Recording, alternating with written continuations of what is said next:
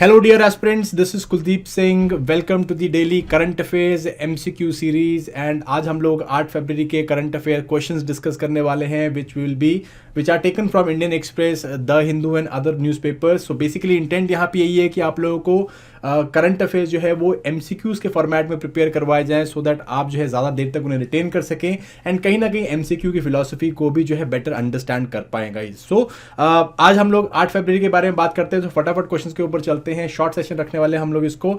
सो session के अगर आपको PDF चाहिए, इन क्वेश्चंस का PDF अगर आपको चाहिए along with the detailed model answers, तो वो आपको हमारी एप्लीकेशन में मिल जाएंगे। एप्लीकेशन डाउनलोड जरूर करिएगा। इसके साथ साथ मैं आपसे एक और चीज़ चाहूँगा कि अगर हम लोग ये काम कर रहे हैं तो आप एक वाइट पेपर लेके बैठा करें और इन 10 MCQs को जो है अपने आप भी सॉल्व करने की कोशिश करें, सो दैट आप भी जो है चेक कर सकें कि आप कितना करंट अफेयर से वेल वर्स हो रहे हैं। So let us start with the question number 1। So question number 1 में जो है, consider these following pairs Red Sea Rift, spreading center between the African Arabian plates, North Anatolian fault, right lateral strike slip structure in the northern Turkey, and Cyprian arc, the convergent plate boundary or the convergent boundary between African plain and Anatolian block. So आपको जो है बताना है कि इनमें से कौन से पेयर जो है करेक्ट है। सो रिसेंटली ये न्यूज़ में भी चल रहा था और चल रहा है। मैटर ऑफ फैक्ट हम लोग देख रहे हैं कि सीरिया एंड टर्की वाले रीजन में जो है सीरीज ऑफ अर्थक्वेक्स आए हैं, जिसके कारण जो है बहुत ज़्यादा डेवस्टेशन है। More than 6,000 people have died. So वहाँ पे जो है कम्प्लेक्स आपको जो है टेक्टोनिक मूवमेंट या टेक्टोनिक एक्टिविटी देखने को मिलती है, तो उसी के रिगार्डिंग जो है ये पर्टिकुलर पेयर्स है। सो इनको ध्यान से सोचिए और वीडियो को पॉज कर दीजिए और अपना आंसर्स जो है वो उस पेपर के ऊपर लिख दीजिए। So the correct answer here is it is D 1, 2 and 3. So all of them are absolutely right. So हम लोग फटाफट से जो है यहाँ की टेक्टोनिक मूवमेंट्स देख लेते हैं। सो आप देखेंगे कि जो टर्की वाला रीजन है ये जो है एक ब्लॉक है एंड यहाँ पे जो है आपको क्या देखने को मिल रहा है, नदर्न एंड ईस्टर्न साइड में आपको यहाँ पे ट्रांसफॉर्म बाउंड्री मूवमेंट देखने को मिल रही है, वेयर टर्किश प्लेट जो है वो अपने इस तरह से एंड बाकी जो एरिया है वो इस तरह से मूव कर रहा है। ठीक है जी। सो बेसिकली जो है it's a strike slip structure है और जो टर्की जो आपका एनाटोलियन ब्लॉक है वो वेस्टवर्ड्स की तरफ को जो है मूव करता दिख रहा है। ठीक है जी। सो पहला आपका स्टेटमेंट सही हो जाता है। सेकेंड स्टेटमेंट जो है that is regarding your Dead Sea transform. So ये भी जो है एक मेजर स्ट्राइप स्लिप फॉल्ट है। ये कहाँ पे पड़ता है आपका, ये बेसिकली जो अफ्रीकन प्लेट है एंड अरेबियन प्लेट है उसको जो है अकोमोडेट कर रहा है। So basically this is somewhere here, ये आपका जो है प्लेट है African plate, here this is the plate and ये जो है आपका अरेबियन प्लेट है, तो इसको जो है यहाँ पे मूवमेंट देखने को मिल रहा है। ठीक है जी। एंड देन थर्ड वन जो है this is Cyprian arc. Cyprian arc is this is Cyprus islands and यहाँ पे आपको जो है क्या देखने को मिल रहा है, अफ्रीकन प्लेट एंड जो आपका जो एनाटोलियन प्लेट है वो यहाँ पे कन्वर्ज करती है आपको दिख रही है। ठीक है। सो ये कुछ आपको यहाँ पे कम्प्लेक्स इंटरेक्शन देखने को मिलती है। African, Arabian, Eurasian tectonic plates है, एनाटोलियन ब्लॉक है, इसकी आपको यहाँ पे इंटरेक्शन देखने को मिल रही है। ठीक है। सो आप इस एरिया को प्रॉपर्ली देख लीजिएगा बिकॉज न्यूज़ में चल रहा है। नेक्स्ट क्वेश्चन की तरफ आते हैं। Consider the following statement regarding cytotoxin. So recently जो है cytotoxin basically they are secreted by cobras and recently जो है हम लोगों ने क्या किया है, कोबरा के इन साइटोटॉक्सिन्स का जो मैकेनिज्म है, वर्किंग मैकेनिज्म है, उसको हमने डिसिफर किया है।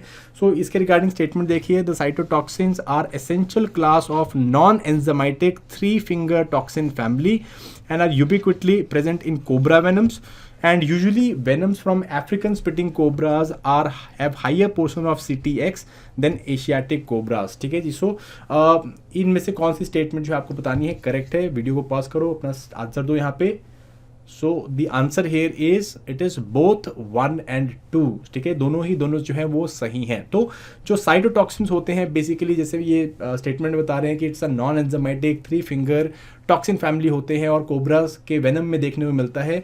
इस CTX के कारण जो है आपको डर्मोनेक्रोसिस हो जाता है, जिस जगह वो कोबरा का बाइट होता है उधर की स्किन जो है वो खत्म होने लगती है, स्किन सेल्स मरने लग जाते हैं, जिसे हम लोग डर्मोनेक्रोसिस बोलते हैं। नेक्रोसिस मीन्स डेथ हो जाना, डर्मो मीन्स स्किन का। एंड ये जो साइटोटॉक्सिन्स हैं ये कई बारी जो है इवन हार्ट के या हार्ट की जो मसल्स हैं उनको भी फेल करते हैं, जिससे कार्डियक फेलियर हो जाते हैं, या मसल मेम्ब्रेन जो हैं उनको भी जो है हार्ट की जो मसल मेम्ब्रेन्स हैं उनको डिजनरेट कर देती है, ख़त्म कर देती है। तो इसको कई बारी हम लोग कार्डियो टॉक्सिन्स भी बोल देते हैं, ठीक है जी, because it impacts the cardiovascular system, ठीक है। सो सेकेंड स्टेटमेंट भी जो है सही है कि ये जो CTX होता है कोबरा वेनम में, ये वेरी करता है depending upon species to species. So जो अफ्रीकन स्पिटिंग स्पीशीज है इनमें CTX जो है वो ज़्यादा देखने को मिलता है as compared to Asiatic Asiatic cobras, right. So इसका जो है आंसर बोथ 1 and 2 है। नेक्स्ट चलते हैं हम लोग। Consider the following statement regarding the north star. So recently जो है पार्लियामेंट को एक नॉर्थ स्टार की तरह इक्वेट किया गया है, ठीक है जी। So consider the following statement इसके रिगार्डिंग। सो नॉर्थ स्टार जो है it is less than 1 degree away from the celestial north and is directly in line with the Earth's rotational axis. It appears to rotate around the sun and with all the other stars appearing to rotate around it, and the elevation of star above the horizon gives approximate latitude to the observer, ठीक है जी। सो आपको बताना है इनमें से कौन सी statement सही है। तीनों स्टेटमेंट दोबारा पढ़ लो, आंसर दो अपना। सो the answer here is it is yes, it is answer is 1 and 3 guys, ठीक है जी। 1 and 3 है। सेकेंड वाला जो स्टेटमेंट है वो गलत है, ठीक है। जैसे आपको पता है ये नॉर्थ स्टार जो है वो आपको कहाँ पे मिलता है, फिक्स मिलता है, एंड इसको जो आपका नदर्न पोल है या सेलेस्टियल पोल है वहाँ पे फिक्स मिलेगा आपको, जिसके कारण जो है क्या होता है, it northern hemisphere it seems to be pointed in a fix direction and state में एक लाइक स्टेशनरी रहता है, एंड इसको जो है हम लोग नेविगेशन के लिए भी इस्तेमाल करते हैं। So again it does not seems rotating, it seems stationary. So ये जो है सेकेंड स्टेटमेंट आपका गलत हो जाता है। बाकी सारे जो स्टार जो है इसके आसपास रोटेट करते आपको दिखते हैं, एंड लेट अस से दिस इज द स्टार्स। सो इस तरह से जो है रोटेट करते हुए आपको दिखते हैं गाइस, ठीक है। सो सेकंड स्टेटमेंट जो है आपका गलत है, बाकी दोनों स्टेटमेंट जो है वो बिल्कुल सही है कि इसका जो एलिवेशन है वो हमको हेल्प करता है टू अंडरस्टैंड कि कौन सा लैटिट्यूड या किधर जो है लैटिट्यूड बेसिकली कौन सा लैटिट्यूड में एक ऑब्जर्वर खड़ा है, ऑलराइट। सो ये आपका जो है चीज़ है, okay. So recently vice president ने जो है बोला था कि पार्लियामेंट को एज अ नॉर्थ स्टार, तो तब जो है मैंने क्वेश्चन डाला हुआ है। Now again it is found in the constellation of Ursa Minor, and जैसे मैंने बाकी सारी चीज़ें बताई, all of them are there, okay. Next हम लोग मूव करते हैं क्वेश्चन नंबर 4 की तरफ। Consider the following statement regarding the Ramsar sites.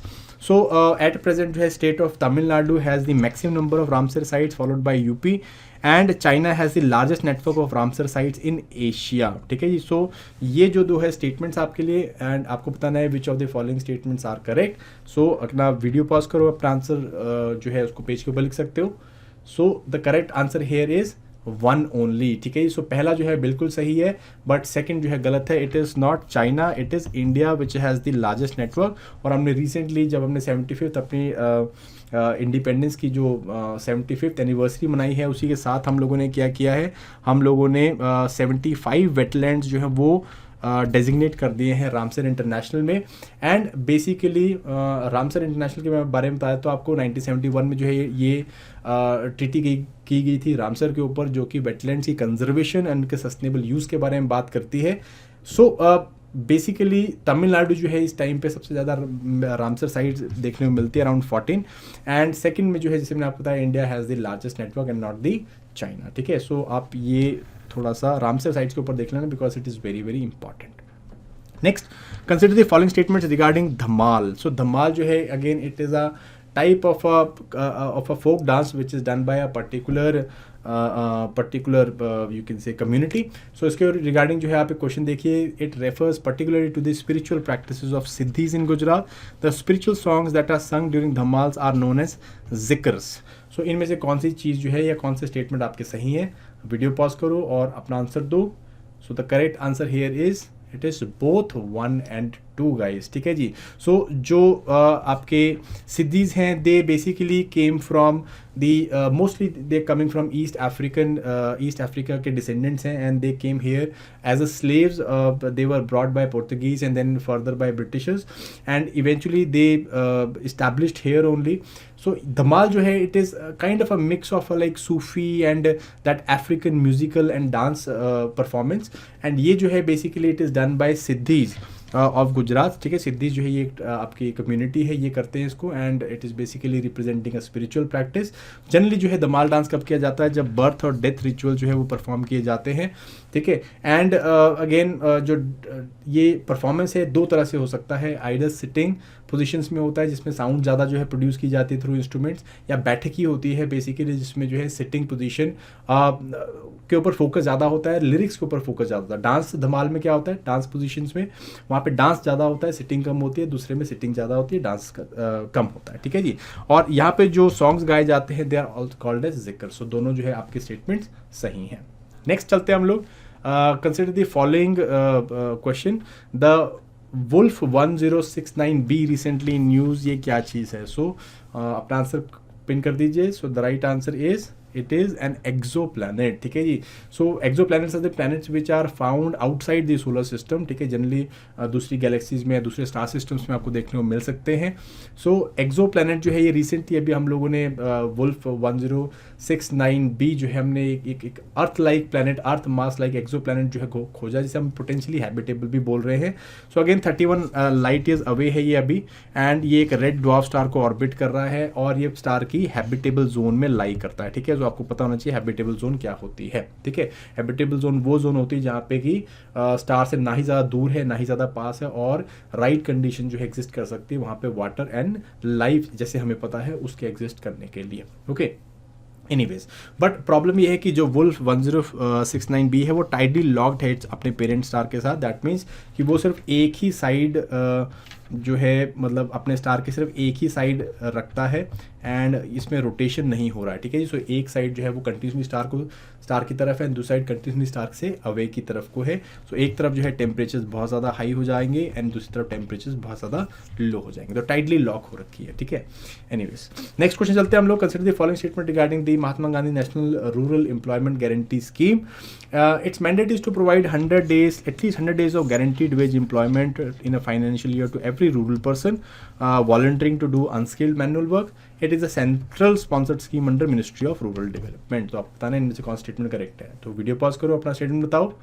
So the correct answer here is it is two only guys, ठीक है जी, टू ओनली। पहला स्टेटमेंट गलत है, it is not rural person, it is rural household, ठीक है। तो एक हाउस होल्ड में जो है एक बेसिकली किसी हाउस होल्ड में जो भी मतलब अनस्किल्ड वर्क करने के लिए तैयार होते हैं उनको हम लोग जो है क्या करते हैं 100 डेज का वर्क प्रोवाइड करते हैं। It's a central sponsored scheme है, ठीक है, and ministry of rural development जो है वो इसको बेसिकली इसकी कंसर्न मिनिस्ट्री है, ठीक है जी। जॉइंटली जो है सेंट्रल गवर्नमेंट स्टेट गवर्नमेंट ये फंड करती हैं, okay. So national Rural Employment Guarantee act के बारे में आपको पता होना चाहिए। हमने इसे जो है सितंबर 2005 में नोटिफाई किया था, एंड देन 2009 में इसे अमेंड करके हमने जो है इसका नाम Mahatma Gandhi National Rural Employment Guarantee Act रख दिया था। एंड इस तहत जो है अभी रिसेंटली यूनियन बजट में हमने क्या किया है, इसकी जो फंडिंग है, इसकी एलोकेशन है वो हमने कंपैरेटिवली घटा दी है बाय अराउंड ऑलमोस्ट 21%, ठीक है जी।